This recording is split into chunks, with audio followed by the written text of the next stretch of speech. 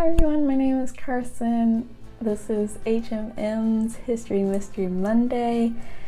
Thank you for joining us over here on this lovely, lovely November day. Even though we are talking about a thing that, might be a little bit more suitable for Pride Month, but I still want to be able to talk about it. I want to get it out there in case maybe you never knew about this. This is the Stonewall Riots, and this is the forthcoming and push towards equality with LGBTQ plus community and drag queens and all of that fun shit. And yeah, so if you hear a snoring baby, it is my fluffy child Duncan. He is taking a nap. So if you want, go hit that subscribe button, hit the bell notification, come back on every Monday if you have never been here, more likely. So I hope you guys will enjoy this video, and let's get into talking about Stonewall.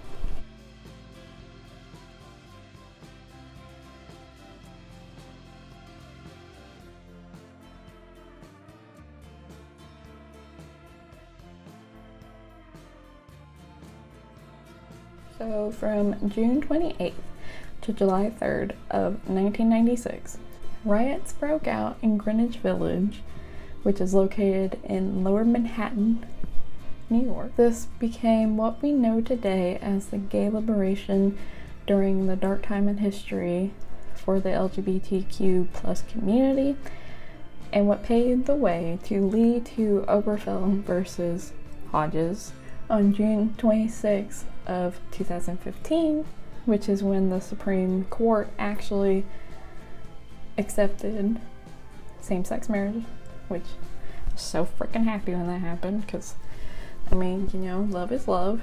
Who gives a shit who you love? As long as you are happy, I don't care. As long as you are happy and you love that person, I don't care who it is. Love who you love, because I wouldn't want you to be in a situation where people are going to judge you for who you love. I love who I love. Everybody loves who they love. Even if you're part of the community, love who you love, honestly. Like, who gives a shit? But even right now, that is being tried on top of what we recently went through with Roe v. Wade getting overturned, and people trying to talk about that Obergefell versus Hodges might be overturned too, which is stupid. I don't really want to go into all that because it's going to make me mad, so we're not going to talk about it. But today is about Stonewall. And as a background, if you've never known about the Stonewall Inn, it is located on 51st and 53rd of Christopher Street in Lower Manhattan. During the time of 1969, it was a common happening place. It was a gay bar that was owned by the Genovese crime family. It was 1/5 of the New York Mafia families that were running that area of Greenwich Village during that time, actually. Police would routinely do raids of the bars in the Greenwich Village during the 1960s, which, even though many other things were illegal and not cared about too much, but yet they were like, you know what, let's go mess with the bars and mess with people who can't choose what their sexuality would be, but let's go fuck with them, basically is what the police during that time were like. Let's go harass people. Gay bars and openly same-sex marriages were very looked down upon during this time, and could give many unnecessarily jail time or a target on their backs each and every day. That's why, if you know anything, especially about the 60s, and if you were openly gay, you were You had to be on the lookout on a daily basis when that was happening. Sadly, even still today, it sucks. Yeah, none of the bars that were frequented by the LGBT community were actually ran by gay owners. They were ran by all of the mafia families in New York at the time. The mafia families did not treat people very nicely. They treated the regulars very, very poorly. They overcharged on drinks, something clubs still do today, even just normal clubs. They overcharge for little baby drinks. Yeah, that's why I never buy drinks at the club. Even the drinks at the bars were barely liquor. They were always watered down, but the mafia, they would buy cheap liquor too, so not good thing. Like, they would overcharge, they would have it watered down, they would have cheap liquor that wasn't the best. But you know, if you were during this time, you'd probably just be happy that it was a place to go and to be around people that are just like you. Same thing would happen during the Stonewall Inn. They didn't contain a liquor license, so obviously they had cheap liquor, or like not they had the legal, the legal, what is it, Duncan, what's that word I'm trying to think of.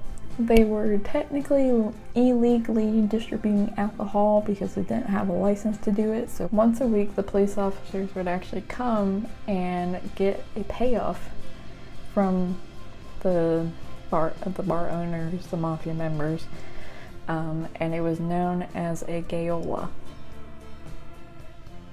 Not a nice word. The bar had no running water. The glasses were always dirty. They were thrown into tubs of water and then just immediately put back on the counter, and then poured more drink and then thrown into a water tub. The tub was not refilled, obviously, so that's not good, not hygienic. The Stonewall was the only bar in New York at this time that was openly allowing dancing, which was the main draw to go to this bar since it reopened as a gay bar. And of course, people are wanting to dance, they want to have fun at the club. They can't do it really anywhere else, so that's why everybody decided to go to the Stonewall Inn, because they could do that and everything would probably be okay. Guests were greeted by a bouncer through a pea-sized hole in the door, and of course not underage people were allowed, or also undercover cops. And during this time they were known as Lily Law, Alice Blue Gown, or Betty Badges, which were undercover cops. Guests that were let in, they actually had to sign a name most of the time, and not their own, obviously, for obvious reasons. They had to at least have a log of the people coming in, but obviously you're not going to sign your name because you don't want to get in trouble. And Stonewall Inn was known as a private bottle club in case the cops were to come in and knock and try to figure out what's going on, as they always did. Once you were allowed in finally and got to the main room, the walls were all painted black. There were black lights pulsing but when the police did come, the black lights were turned off and were turned on to regular luminescent lights to look like they weren't doing anything. The music was turned off, and no dancing, no touching each other was allowed at that point. Stonewall mainly had young male customers. Occasionally drag queens were there, and a few lesbians were also known to make appearances at the location. Many young members of the homeless community that were stated at Christopher Park, which wasn't too far from Greenwich Village, would get in and would want to be bought drinks. People of all ranges, ethnicities, ages were all in there and were customers of the bar, which the inn was also known to be the gay bar in the city. When cops did come knocking, everyone had to line up against the wall, show their IDs. Most of them showed their draft cards at this time, like their military draft cards. They would have to show them. And if you were in full drag, so say you were a drag queen, women who didn't wear 3 feminine pieces of clothing, if you didn't have an ID, employees and management of the bar were all arrested. And if everyone else who meet those criterias were let go. The night of Saturday, June 28th of 1969, 4 undercover police officers, 2 women, 2 men, entered the inn to scout out evidence that would call for a raid. None of the employees were tipped off like they usually were, but rumors were a possibility of there might be a raid because at this time they were due for one. Detectives Seymour Pine and Charles Smith, along with 6 officers, stormed into the inn. Music was turned off, lights were turned on. There were approximately 205 people in attendance of the bar that night. Some ran, but realized that the police were barring everything outside.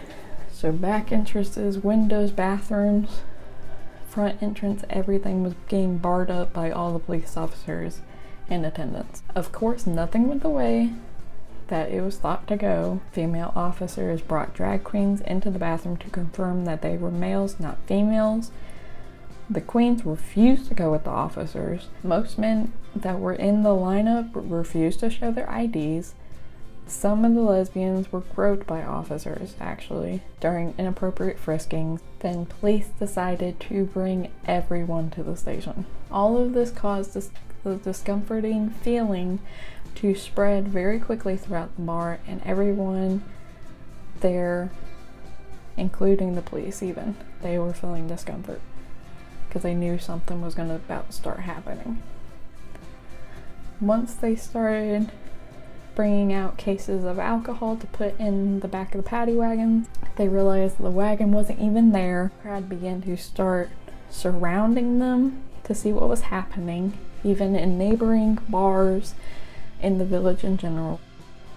Within minutes, around 100 to 150 people showed up. Noticing some of the club goers were being put into another paddy wagon that finally arrived. When they came out, some of them even posed together and posed towards the crowds as another paddy wagon showed up before they were being put in, because to them this is basically just a regular going on. They were bringing out the employees, the management, and the crowds that were showing up were starting to sing songs. Even a queen was brought out by another officer, and the queen was shoved. And of course, because I would do this too, the queen actually retaliated and smacked the officer with their bag and was thrown into the paddy wagon. And of course, the crowd was booing because that wasn't nice of the officer to shove the queen.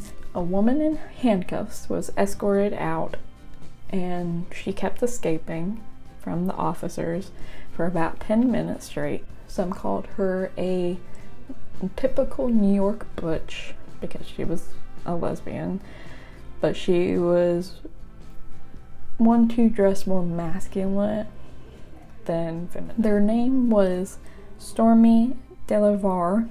I think I am pronouncing that right. They were known as the Rosa Parks of the gay community. They were then hit on the head with a baton by an officer and yelled to the crowd, "Why don't you guys do something?" Then that sparked the crowd to start fighting and becoming violent. So cops started to refrain, swing at the crowd. Some were even put in wagons and escaped when the police weren't looking. Crowd began to try to flip over cars and wagons. They slashed some of the tires. Some of the police officers took off in some of the cars. Detective Pine urged them to come back as immediately as possible, but they were not going to. They were getting out of there. All of this was heard, and which attracted more people even from other neighboring bars to come to the scene, and some were yelling, what, they didn't pay them off? Meaning the cops were not paid off for not to come do the raid. And some other people were yelling, well, let's pay them. Then the crowd began to throw coins at the officers and were yelling pigs at them as well. Beer cans were thrown too, and officers began to lash out against the crowds. Some of the crowd found a construction site nearby and grabbed some of the bricks from there and started to throw them as well. Police were outnumbered 500 to 600 people, 10 police officers. They barricaded themselves into the inn from the large crowd. Garbage cans. The garbage that was actually in them were rocks, bottles, anything they could think of. They were then lit on fire and chucked into the windows of the inn. Even parking meters on the street were ripped out of the ground and thrown at the cops, and were also used as battering rams to try to get into the inn from where the 10 cops that were in there barricading themselves, the crowd was trying to get in. The cops then grabbed a fire hose, but Marsha P. Jackson, who is a legendary drag queen, if you've ever heard of her, she was there, and she actually recounted that the cops were actually the ones who started the fire instead, not the mob. Because, like I said about the garbage cans, the cops were trying to say that the mob lit them. It wasn't true. Marsha P. even said, because they were standing literally right there with the whole entire mob, and they even recounted, no, the cops are actually the ones who lit the trash can and threw it into the inn, trying to say that the crowd did it and trying to put like, oh, we didn't do anything bad. The doors were broken in. The cops were pointing their guns at the angry crowds that were coming through and threatening to shoot the people who were coming in. Someone actually ended up squirting lighter fluid into the bar. Fire trucks had to arrive and fight fires that went on for about 45 minutes. The tactical patrol force of the NYPD arrived to help free those officers who were trapped inside the inn.